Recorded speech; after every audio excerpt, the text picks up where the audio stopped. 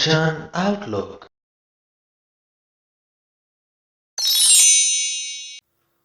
ਸਤਨਾਮ ਸ਼੍ਰੀ ਵਾਹਿਗੁਰੂ ਜੀ। ਸ਼੍ਰੀ ਗੁਰੂ ਗ੍ਰੰਥ ਸਾਹਿਬ ਜੀ ਦੇ 580ਵੇਂ ਅੰਗ ਤੇ ਵਿਰਾਜਮਾਨ ਗੁਰਬਾਣੀ ਦੇ ਰਾਹੀਂ ਗੁਰੂ ਨਾਨਕ ਸਾਹਿਬ ਪਰਿਵਾਰਕ ਮੈਂਬਰਾਂ ਦੀਆਂ ਆਪਸ ਦੇ ਵਿੱਚ ਪਈਆਂ ਹੋਈਆਂ ਮੋਹ ਦੀਆਂ ਤੰਦਾਂ ਬਾਰੇ ਕੀ ਕਹਿੰਦੇ ਹਨ, ਆਓ ਜਾਣੀਏ। ਵਡਹੰਸ ਮਹਿਲਾ ਪਹਿਲਾ ਦੱਖਣੀ, ਸੱਚ ਸਿਰੰਦਾ ਸੱਚਾ ਜਾਣੀਐ, ਸੱਚੜਾ ਪਰਵਦਗਾਰੋ, ਜਿਨ ਆਪੀ ਨੈ ਆਪ ਸਾਜਿਆ, ਸੱਚੜਾ ਅਲਖ ਅਪਾਰੋ। ਉਸ ਪਰਮਾਤਮਾ ਦੀ ਵਡਿਆਈ ਕਰਦੇ ਹੋਏ ਗੁਰੂ ਸਾਹਿਬ ਇਸ ਸ਼ਬਦ ਦੀ ਭੂਮਿਕਾ ਬੰਨ੍ਹਦੇ ਹਨ। ਕਹਿੰਦੇ ਸੱਚ ਸਿਰੰਦਾ ਸੱਚਾ ਜਾਣੀਐ, ਸੱਚੜਾ ਪਰਵਦਗਾਰੋ। ਹੇ ਭਾਈ, ਨਿਸ਼ਚਾ ਕਰੋ ਕਿ ਜਗਤ ਨੂੰ ਪੈਦਾ ਕਰਨ ਵਾਲਾ ਪ੍ਰਮਾਤਮਾ ਹੀ ਸਦਾ ਥਿਰ ਰਹਿਣ ਵਾਲਾ ਹੈ। ਸਿਰੰਦਾ ਤੋਂ ਭਾਵ ਹੈ ਸਿਰਜਣਹਾਰ। ਸੱਚ ਸਿਰੰਦਾ ਜਾਣੀ ਕਿ ਉਹ ਸਿਰਜਣਹਾਰ ਸੱਚ ਹੈ, ਸਦਾ ਥਿਰ ਰਹਿਣ ਵਾਲਾ ਹੈ। ਸੱਚਾ ਜਾਣੀਐ, ਉਸ ਸਿਰਜਣਹਾਰ ਨੂੰ ਹੀ ਅਸੀਂ ਸੱਚਾ ਜਾਣੀਏ। ਸੱਚੜਾ ਪਰਵਦਗਾਰੋ, ਪਰਵਦਗਾਰੋ ਭਾਵ ਪਾਲਣਹਾਰ, ਸਦਾ ਥਿਰ ਰਹਿਣ ਵਾਲਾ ਉਹ ਮਾਲਕ ਪ੍ਰਭੂ ਸ੍ਰਿਸ਼ਟੀ ਦੇ ਸਾਰੇ ਹੀ ਜੀਵਾਂ ਦੀ ਪਾਲਣਾ ਕਰਨ ਵਾਲਾ ਹੈ। ਜਿਨ ਆਪੀ ਨੇ ਆਪ ਸਾਜਿਆ, ਸੱਚੜਾ ਅਲਖ ਅਪਾਰੋ। ਜਿਸ ਸਦਾ ਥਿਰ ਨੇ ਆਪ ਹੀ ਆਪਣੇ ਆਪ ਨੂੰ ਜਗਤ ਦੇ ਰੂਪ ਵਿੱਚ ਪ੍ਰਗਟ ਕੀਤਾ ਹੋਇਆ ਹੈ, ਉਹ ਅਦ੍ਰਿਸ਼ਟ ਹੈ ਤੇ ਬੇਅੰਤ ਹੈ। ਦੂਏ ਪੁੜ ਜੋੜ ਵਿਛੋੜਿਆਨ, ਗੁਰ ਬਿਨ ਘੋਰ ਅੰਧਾਰੋ, ਸੂਰਜ ਚੰਦ ਸਿਰਜਿਆਨ, ਅਹਨਿਸ ਚਲਤ ਵਿਚਾਰੋ।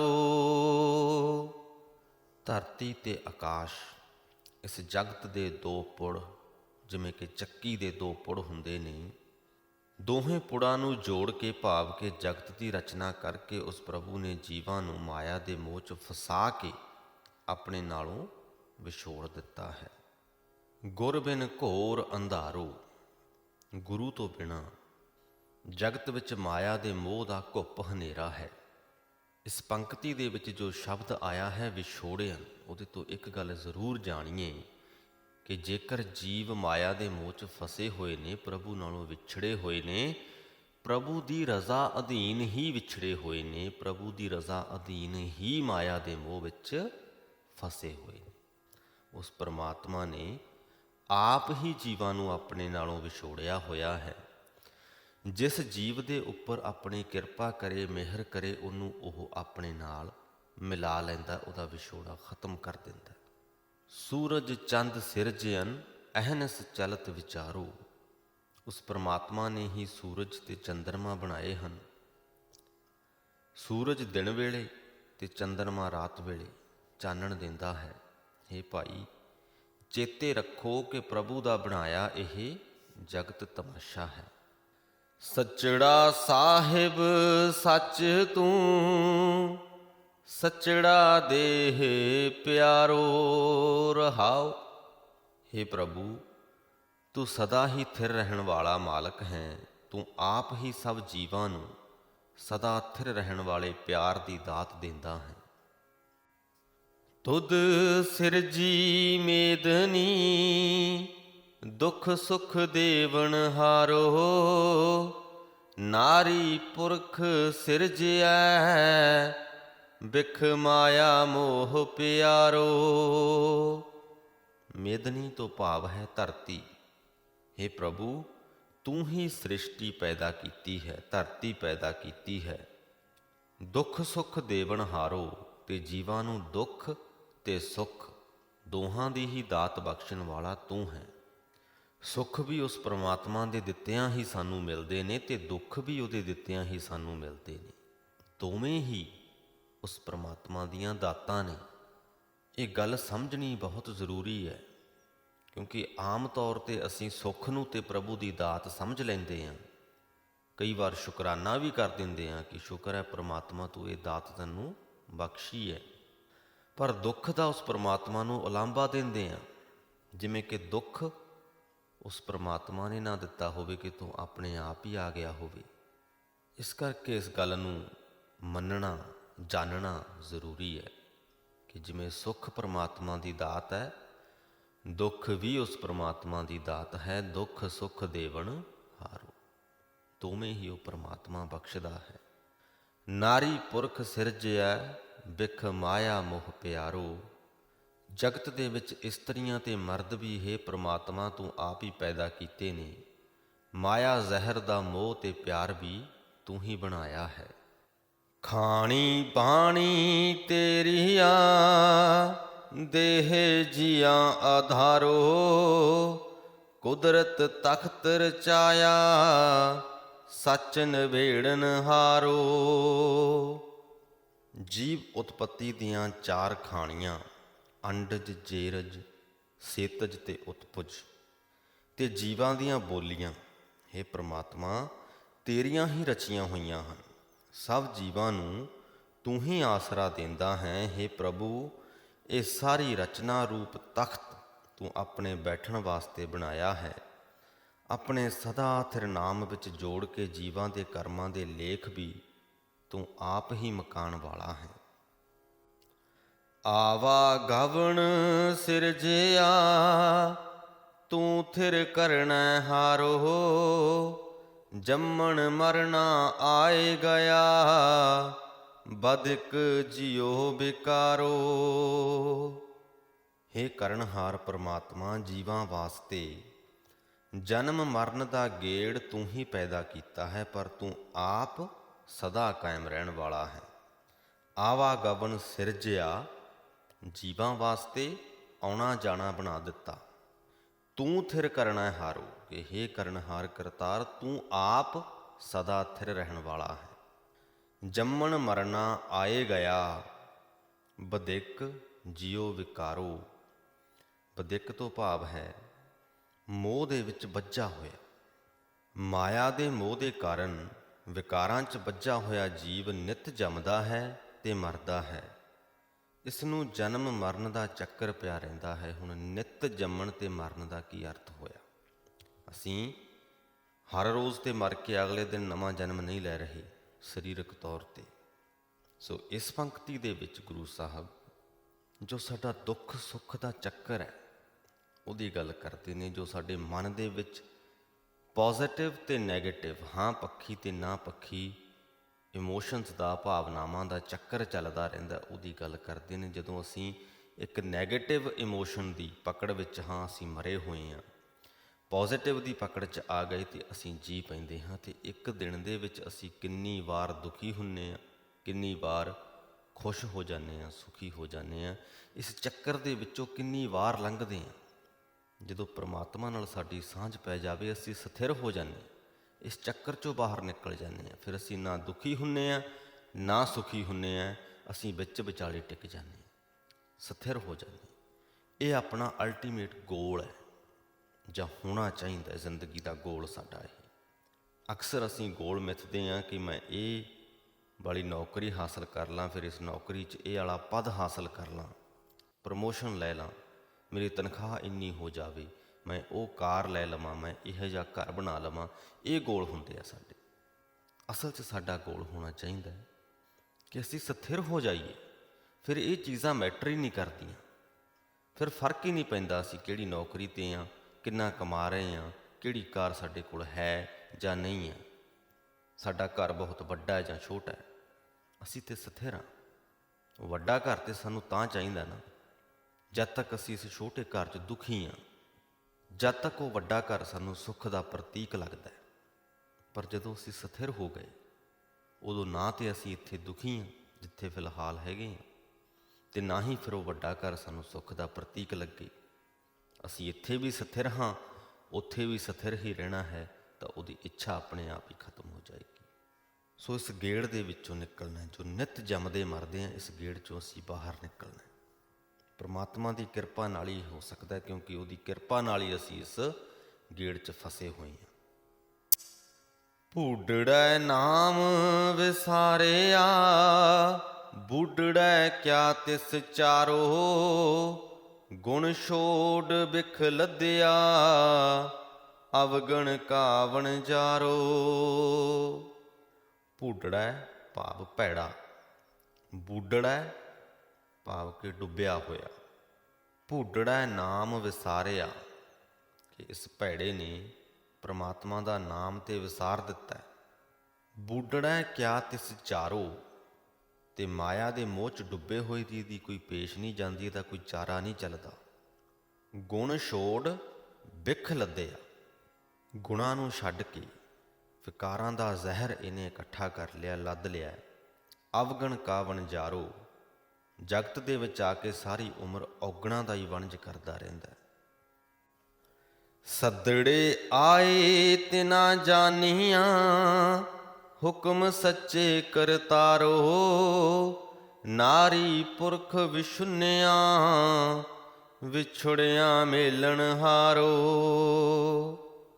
ਜਦੋਂ ਸਦਾ ਥਿਰ ਰਹਿਣ ਵਾਲੇ ਕਰਤਾਰ ਦੇ ਹੁਕਮ ਵਿੱਚ ਉਹਨਾਂ ਪਿਆਰਿਆਂ ਨੂੰ ਇੱਥੋਂ ਕੂਚ ਕਰਨ ਦੇ ਸੱਦੇ ਆਉਂਦੇ ਹਨ, ਭਾਵ ਕਿ ਸਾਡੇ ਪਿਆਰੇ, ਸਾਡੇ ਸਕੇ ਸੰਬੰਧੀ, ਸਾਡੇ ਪਰਿਵਾਰ ਦੇ ਮੈਂਬਰ, ਸਾਥੀ, ਸਾਡੇ ਭੈਣ ਭਰਾ, ਮਾਂ ਪਿਓ, ਪਤੀ ਪਤਨੀ, ਬੱਚੇ, ਜਦੋਂ ਇਹਨਾਂ ਪਿਆਰਿਆਂ ਨੂੰ ਇੱਥੋਂ ਕੂਚ ਕਰਨ ਦੇ ਸੱਦੇ ਆਉਂਦੇ ਨੇ, ਜਿਨ੍ਹਾਂ ਦੇ ਨਾਲ ਅਸੀਂ ਇਕੱਠੇ ਜੀਵਨ ਨਿਰਵਾਹ ਕਰ ਰਹੇ ਸੀ, ਤਾਂ ਇਕੱਠੇ ਰਹਿਣ ਵਾਲੇ ਇਸਤਰੀ ਮਰਦਾਂ ਦੇ ਵਿਛੋੜੇ ਹੋ ਜਾਂਦੇ ਨੇ। ਇਸ ਵਿਛੋੜੇ ਨੂੰ ਕੋਈ ਮੇਟ ਨਹੀਂ ਸਕਦਾ, ਕੋਈ ਟਾਲ ਨਹੀਂ ਸਕਦਾ, ਕਿਉਂਕਿ ਇਹ ਵਿਛੋੜਾ ਉਸ ਪਰਮਾਤਮਾ ਦੇ ਹੁਕਮ ਅਧੀਨ ਆਉਂਦਾ ਹੈ। ਹੁਕਮ ਸੱਚੇ ਕਰਤਾਰੂ, ਤੇ ਇਹਨਾਂ ਵਿਛੜੇ ਹੋਏ ਨਾਰੀ ਤੇ ਪੁਰਖਾਂ ਨੂੰ, ਮਰਦਾਂ ਤੇ ਇਸਤਰੀਆਂ ਨੂੰ ਮਿਲਾਉਣ ਵਾਲਾ ਵੀ ਉਹ ਪਰਮਾਤਮਾ ਹੀ ਹੈ। ਵਿਛੜਿਆਂ ਨੂੰ ਮੇਲਣ ਦੀ ਤਾਕਤ ਵੀ ਉਹ ਪਰਮਾਤਮਾ ਰੱਖਦਾ ਹੈ। ਵਿਛੜਿਆਂ ਮੇਲਣ ਹਾਰੂ, ਕੋਈ ਹੋਰ ਨਹੀਂ ਮਿਲਾ ਸਕਦਾ। ਰੂਪ ਨਾ ਜਾਣੈ ਸੋਹਣੀਐ, ਹੁਕਮ ਬੱਧੀ ਸਿਰ ਕਾਰੋ, ਬਾਲਕ ਬਿਰਧ ਨਾ ਜਾਣਣੀ, ਤੋੜਨ ਹੇਤ ਪਿਆਰੋ। ਅਕਸਰ ਅਸੀਂ ਆਪਣੇ ਸਰੀਰ ਨੂੰ ਸੋਹਣਾ ਬਣਾਉਣ 'ਤੇ ਬੜਾ ਜ਼ੋਰ ਦਿੰਦੇ ਹਾਂ, ਪਰ ਸਾਡੇ ਉਸ ਸੁਹੱਪਣ ਦਾ ਮੌਤ ਅੱਗੇ ਕੋਈ ਜ਼ੋਰ ਨਹੀਂ ਚੱਲਦਾ। ਜਮਰਾਜ ਦੇ ਸਿਰ ਉੱਤੇ ਪਰਮਾਤਮਾ ਦੇ ਹੁਕਮ ਦੀ ਕਾਰ ਚੱਲਦੀ ਹੈ। ਮੌਤ ਰਾਹੀਂ ਜੀਵਾਂ ਦੇ ਵਿਛੋੜੇ ਕਰਨ ਦੀ ਜ਼ਿੰਮੇਵਾਰੀ ਉਸ ਪਰਮਾਤਮਾ ਨੇ ਜਮਰਾਜ ਨੂੰ ਸੌਂਪੀ ਹੁੰਦੀ ਹੈ, ਅਤੇ ਉਸ ਜ਼ਿੰਮੇਵਾਰੀ ਨੂੰ ਨਿਭਾਉਂਦਿਆਂ ਹੋਇਆਂ ਉਹ ਜੋ ਜਮਰਾਜ ਹੈ, ਕਿਸੇ ਸੁੰਦਰੀ ਦੇ ਰੂਪ ਦੀ ਪਰਵਾਹ ਨਹੀਂ ਕਰਦਾ, ਉਹ ਸਾਡੇ ਸਰੀਰ ਦੇ ਸੁਹੱਪਣ ਦੀ ਪਰਵਾਹ ਨਹੀਂ ਕਰਦਾ, ਉਹ ਬੱਚਿਆਂ ਤੇ ਬੁੱਢਿਆਂ ਦੀ ਵੀ ਪਰਵਾਹ ਨਹੀਂ ਕਰਦਾ, ਦੋਹਾਂ ਦੇ ਵਿੱਚ ਕੋਈ ਫਰਕ ਨਹੀਂ ਕਰਦਾ। ਮੌਤ ਬੱਚਿਆਂ ਨੂੰ ਵੀ ਆ ਜਾਂਦੀ ਹੈ, ਬੁੱਢਿਆਂ ਨੂੰ ਵੀ ਆ ਜਾਂਦੀ ਹੈ। ਬਾਲਕ ਬਿਰਧ ਨਾ ਜਾਣਨੀ, ਤੋੜਨ ਹੇਤ ਪਿਆਰੋ। ਬੱਚੇ ਬੁੱਢੇ ਦੀ ਪਰਵਾਹ ਨਾ ਕਰਦਾ ਹੋਇਆ ਇਹ ਜਮਰਾਜ ਉਹਨਾਂ ਦਾ ਆਪਸ ਵਿੱਚ ਪਿਆ ਹੋਇਆ ਮੋਹ ਪਿਆਰ ਤੋੜ ਦਿੰਦਾ ਹੈ। ਨੌ ਦਰ ਠਾਕੇ ਹੁਕਮ ਸੱਚੈ, ਹੰਸ ਗਿਆ ਗੈਣਾ ਰੇ, ਸਾ ਤਨ ਛੁੱਟੀ ਮੁੱਠੀ ਝੂਠ ਵਿਦਣੀਆਂ, ਮਿਰ ਤਕੜਾ ਅਨਿਅੜੇ ਬਾਰੇ। ਜਦੋਂ ਸਦਾ ਥਿਰ ਰਹਿਣ ਵਾਲੇ ਪਰਮਾਤਮਾ ਦੇ ਹੁਕਮ ਵਿੱਚ ਮੌਤ ਦਾ ਸੱਦਾ ਆਉਂਦਾ ਹੈ, ਤਾਂ ਸਰੀਰ ਦੇ 9 ਦਰਵਾਜ਼ੇ ਬੰਦ ਹੋ ਜਾਂਦੇ ਨੇ। ਜੀਵ ਆਤਮਾ ਕਿਤੇ ਆਕਾਸ਼ ਵਿੱਚ ਚਲਾ ਜਾਂਦਾ ਹੈ। ਗੈਣਾਰੇ ਤੋਂ ਭਾਵ ਆਕਾਸ਼, ਹੰਸ ਤੋਂ ਭਾਵ ਜੀਵ ਆਤਮਾ।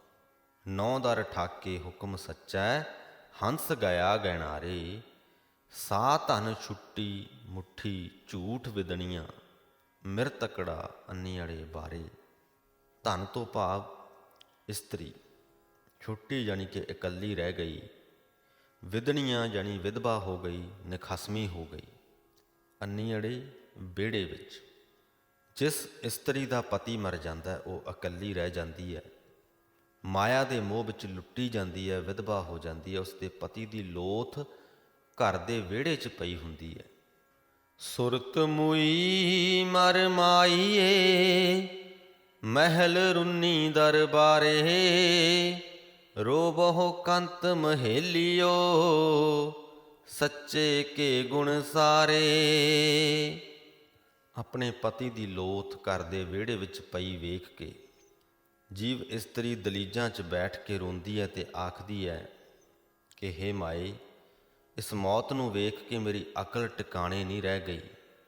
ਹੇ ਪ੍ਰਭੂ ਕੰਤ ਦੀ ਇਸਤਰੀਓ, ਹੇ ਜੀਵ ਇਸਤਰੀਓ, ਸਰੀਰ ਦੇ ਵਿਛੋੜੇ ਦਾ ਇਹ ਸਿਲਸਿਲਾ ਟਿਕਿਆ ਹੀ ਰਹਿਣਾ ਹੈ, ਚੱਲਦਾ ਹੀ ਰਹਿਣਾ ਹੈ। ਕਿਸੇ ਨੇ ਇੱਥੇ ਸਦਾ ਬੈਠ ਨਹੀਂ ਰਹਿਣਾ। ਤੁਸੀਂ ਸਦਾ ਥਿਰ ਰਹਿਣ ਵਾਲੇ ਪਰਮਾਤਮਾ ਦੀ ਸਿਫਤ ਸਲਾਹ ਹਿਰਦੇ 'ਚ ਸੰਭਾਲ ਕੇ ਪ੍ਰਭੂ ਪਤੀ ਦੇ ਵਿਛੋੜੇ ਨੂੰ ਚੇਤੇ ਕਰਕੇ ਵਿਰਾਗ ਅਵਸਥਾ ਵਿੱਚ ਆਓ, ਤਦੋਂ ਹੀ ਜੀਵਨ ਸਫਲ ਹੋਵੇਗਾ। ਵਿਰਾਗ ਅਵਸਥਾ ਭਾਵ ਉਹ ਅਵਸਥਾ ਜਿੱਥੇ ਸਾਡੇ ਮੋਹ ਦੀਆਂ ਤੰਦਾਂ ਟੁੱਟ ਜਾਂਦੀਆਂ ਨੇ, ਖਤਮ ਹੋ ਜਾਂਦੀਆਂ ਨੇ। ਸਾਨੂੰ ਕਿਸੇ ਵੀ ਚੀਜ਼ ਦਾ ਮੋਹ ਨਹੀਂ ਰਹਿ ਜਾਂਦਾ, ਨਾ ਕਿਸੇ ਚੀਜ਼ ਦਾ, ਨਾ ਕਿਸੇ ਜੀਵ ਦਾ। ਜਲ ਮਲ ਜਾਨੀ ਨਵਾਲਿਆ, ਕੱਪੜ ਪੱਟ ਅੰਬਾਰੇ, ਵਾਜੇ ਵੱਜੇ ਸੱਚੀ ਬਾਣੀਆਂ, ਪੰਚ ਮੋਏ ਮਨ ਮਾਰੇ। ਸਾਖ ਸੰਬੰਧੀ ਮਰੇ ਪ੍ਰਾਣੀ ਦੀ ਲੋਥ ਨੂੰ ਪਾਣੀ ਨਾਲ ਮਲ ਕੇ ਇਸ਼ਨਾਨ ਕਰਾਉਂਦੇ ਨੇ, ਨਭਾਉਂਦੇ ਨੇ, ਰੇਸ਼ਮ ਆਦਿਕ ਕੱਪੜੇ ਨਾਲ ਲਪੇਟਦੇ ਨੇ। ਉਸ ਨੂੰ ਮਸਾਣਾ ਵਿੱਚ ਲਿਜਾਣ ਵਾਸਤੇ ਰਾਮ ਨਾਮ ਸਤ ਹੈ ਦੇ ਬੋਲ ਸ਼ੁਰੂ ਹੋ ਜਾਂਦੇ ਨੇ। ਇਸ ਗੱਲ ਵੱਲ ਗੌਰ ਕਰੀਏ ਕਿ ਜਦੋਂ ਗੁਰੂ ਸਾਹਿਬ ਨੇ ਇਹ ਗੁਰਬਾਣੀ ਲਿਖੀ, ਉਦੋਂ ਸਿੱਖ ਧਰਮ ਅੱਜ ਵਾਂਗ ਪ੍ਰਚਲਿਤ ਨਹੀਂ ਸੀ। ਸਿੱਖ ਧਰਮ ਦੇ ਵਿੱਚ ਉਸ ਵਕਤ ਆਪਣੀਆਂ ਕੋਈ ਰਹੁ ਰੀਤਾਂ ਨਹੀਂ ਸਨ ਬਣੀਆਂ, ਕਾਇਦੇ ਕਾਨੂੰਨ ਨਹੀਂ ਸਨ ਬਣੇ। ਹਿੰਦੂ ਧਰਮ ਹੀ ਪ੍ਰਮੁੱਖ ਸੀ। ਜਨਮ, ਮੌਤ ਜਾਂ ਵਿਆਹ ਸ਼ਾਦੀ ਦੇ ਜਿਹੜੇ ਕਾਰਜ ਸਨ, ਉਹਨਾਂ ਵੇਲੇ ਹਿੰਦੂ ਧਰਮ ਦੀਆਂ ਰਸਮਾਂ ਹੀ ਹੁੰਦੀਆਂ ਸਨ। ਇਸੇ ਲਈ ਗੁਰੂ ਸਾਹਿਬ ਨੇ ਰਾਮ ਨਾਮ ਸਤ ਹੈ ਦਾ ਜ਼ਿਕਰ ਕੀਤਾ ਹੈ ਕਿ ਜਦੋਂ ਉਸ ਲੋਥ ਨੂੰ ਮਸਾਣਾ ਵੱਲ ਲੈ ਕੇ ਜਾਂਦੇ ਨੇ, ਰਾਮ ਨਾਮ ਸਤ ਦੇ ਬੋਲ ਸ਼ੁਰੂ ਹੋ ਜਾਂਦੇ ਨੇ। ਸਾਰੇ ਹੀ ਜਿਹੜੇ ਨਿਕਟੀ ਸੰਬੰਧੀ ਨੇ ਉਹ ਗਮ ਦੇ ਨਾਲ ਮੋਇਆਂ ਵਰਗੇ ਹੋ ਜਾਂਦੇ ਨੇ। ਮਰੇ ਹੋਏ ਮਰਦ ਦੀ ਇਸਤਰੀ ਰੋਂਦੀ ਹੈ ਤੇ ਆਖਦੀ ਹੈ ਕਿ ਸਾਥੀ ਦੇ ਮਰਨ ਨਾਲ ਮੈਂ ਵੀ ਮੋਇਆਂ ਵਰਗੀ ਹੋ ਗਈ ਹਾਂ, ਹੁਣ ਸੰਸਾਰ ਵਿੱਚ ਮੇਰੇ ਜਿਉਣ ਨੂੰ ਫਿਟਕਾਰ ਹੈ। ਜਾਨੀ ਵਿਛੁੰਨੜੇ ਮੇਰਾ ਮਰਨ ਭਇਆ, ਤ੍ਰਿਗ ਜੀਵਨ ਸੰਸਾਰੇ, ਜੀਵਤ ਮਰੈ ਸੋ ਜਾਣੀਐ, ਪਿਰ ਸਚੜੈ ਹੇਤ ਪਿਆਰੇ। ਜਿਹੜਾ ਜੀਵ ਸਦਾ ਥਿਰ ਰਹਿਣ ਵਾਲੇ ਪ੍ਰਮਾਤਮਾ ਦੇ ਪਿਆਰ ਵਿੱਚ, ਪ੍ਰੇਮ ਵਿੱਚ ਟਿਕ ਕੇ ਜਗਤ ਵਿੱਚ ਕਿਰਤਕਾਰ ਕਰਦਾ ਹੋਇਆ ਹੀ ਮੋਹ ਵੱਲੋਂ ਮਰਦਾ ਹੈ, ਵਿਰਾਗ 'ਚ ਚਲਾ ਜਾਂਦਾ ਹੈ, ਰਾਗਮਈ ਹੋ ਜਾਂਦਾ ਹੈ, ਉਹ ਪ੍ਰਮਾਤਮਾ ਦੀ ਹਜ਼ੂਰੀ 'ਚ ਜ਼ਰੂਰ ਆਦਰ ਪਾਉਂਦਾ ਹੈ। ਉਹਨੂੰ ਇਹ ਗੱਲ ਚੇਤੇ ਆ ਜਾਂਦੀ ਹੈ, ਉਹਦੇ ਚੇਤੇ ਦੇ ਵਿੱਚ ਇਹ ਗੱਲ ਵਸ ਜਾਂਦੀ ਹੈ ਕਿ ਇਹ ਜੋ ਮੋਹ ਹੈ ਇਹ ਦੁਖਦਾਈ ਹੈ, ਦੁੱਖ ਦਾ ਕਾਰਨ ਹੈ, ਅਤੇ ਸਰੀਰਕ ਵਿਛੋੜੇ ਤਾਂ ਹੋਣੇ ਹੀ ਹਨ। ਕਿ ਇਹ ਸਰੀਰਕ ਵਿਛੋੜੇ ਤੇ ਇਸ ਸੰਸਾਰ ਦੀ, ਜਗਤ ਦੀ ਅਟੱਲ ਸੱਚਾਈ ਹੈ, ਇਹਨੂੰ ਟਾਲਿਆ ਨਹੀਂ ਜਾ ਸਕਦਾ। ਤੁਸੀਂ ਰੋਵੋ ਰੋਵਣ ਆਈਓ, ਝੁੱਠ ਮੁੱਠੀ ਸੰਸਾਰੇ, ਹਉ ਮੁੱਠੜੀ ਧੰਦੈ ਧਾਵਣੀਆਂ, ਪਿਰ ਛੋੜਿਅੜੀ ਵਿਦਨਕਾਰੇ। ਹੇ ਜੀਵ ਇਸਤਰੀਓ, ਜਿਤਨਾ ਚਿਰ ਸੰਸਾਰ ਵਿੱਚ ਤੁਹਾਨੂੰ ਮਾਇਆ ਦੇ ਮੋਹ ਨੇ ਠੱਗਿਆ ਹੋਇਆ ਹੈ, ਤੁਸੀਂ ਦੁਖੀ ਹੀ ਰਹੋਗੀਆਂ। ਇਹ ਸਮਝਿਆ ਜਾਏਗਾ ਕਿ ਤੁਸੀਂ ਦੁਖੀ ਹੋਣ ਵਾਸਤੇ ਹੀ ਜਗਤ ਵਿੱਚ ਆਈਆਂ ਹੋ। ਜਦ ਤੱਕ ਮੈਂ ਮਾਇਆ ਦੇ ਆਹਰ ਵਿੱਚ, ਮਾਇਆ ਦੀ ਦੌੜ ਭੱਜ ਵਿੱਚ ਠੱਗੀ ਜਾ ਰਹੀ ਹਾਂ, ਤਦ ਤੱਕ ਨਿਖਸਮੀਆਂ ਵਾਲੀ ਕਾਰ ਦੇ ਕਾਰਨ ਖਸਮ ਪ੍ਰਭੂ ਨੇ ਮੈਨੂੰ ਛੱਡਿਆ ਹੋਇਆ ਹੈ।